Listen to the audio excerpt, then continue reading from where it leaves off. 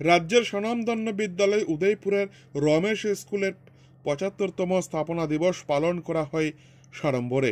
বৃহস্পতিবার সকাল ১১টায় মঙ্গল প্রদীপ প্রজ্বলন করে ২ দিনব্যাপী এই শুভ অনুষ্ঠানের সূচনা করেন প্রধান অতিথি তথা রাজ্যের মুখ্যমন্ত্রী ডক্টর মানিক সাহা।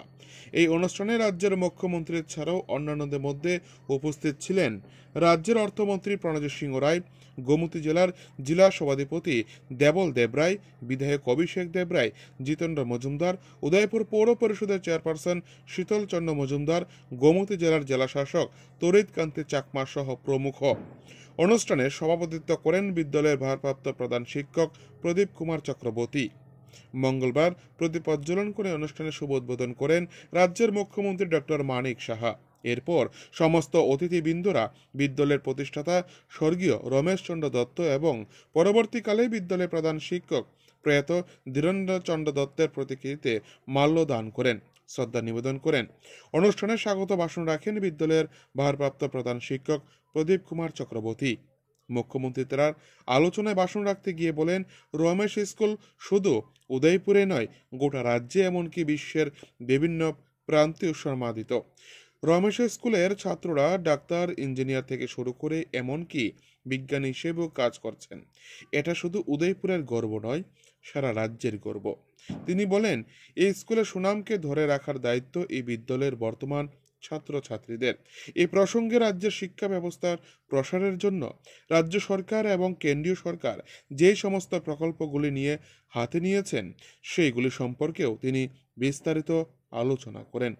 একদিকে রাজ্যের অর্থমন্ত্রী প্রণজিৎ সিংহ রায় এই বিদ্যালয়ের উন্নতি কল্পে বর্তমান সরকার যে সমস্ত কর্মসূচি হাতে নিয়েছে তার একটা রূপরেখা তুলে ধরেন। রমেশ প্রাক্তনীদের পক্ষ থেকে রাজ্যের মুখ্যমন্ত্রী ডক্টর মানিক সাহা এবং রাজ্যের অর্থমন্ত্রী প্রণজিৎ সিংহ রায়কে উদয়পুর রমেশ প্রাক্তনীর আজীবন সদস্যপদ প্রদান করা হয়। তাদেরকে উত্তরীয় পড়িয়ে এবং মানপত্র দিয়ে সংবোধিত করা হয়।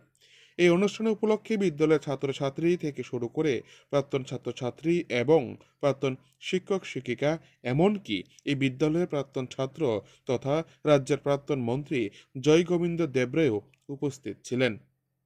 উদয়পুর থেকে নিজস্ব প্রতিনিধি রিপোর্ট, টিভি 100 বাংলা।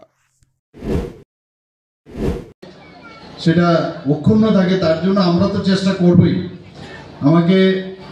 আমি গত 2 বছর ধরে এই স্কুলে আমি আসছি। এখানকার ইনফ্রাস্ট্রাকচার সম্পর্কে আমাকে বলা হয়েছিল, আমি কথা দিয়েছিলাম যে এইভাবে চলে না, একটা স্কুল কিভাবে চলবে।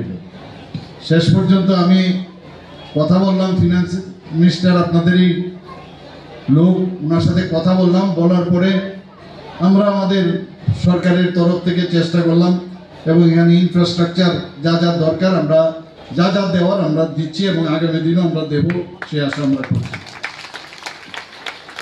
আমি এক সময় অবাক হই যে ধীরেন্দ্রবাবুর যে দৃঢ়তা এবং অনেক বাধা বিপত্তির পরে কিন্তু এই স্কুলটা স্থাপিত হয়েছে।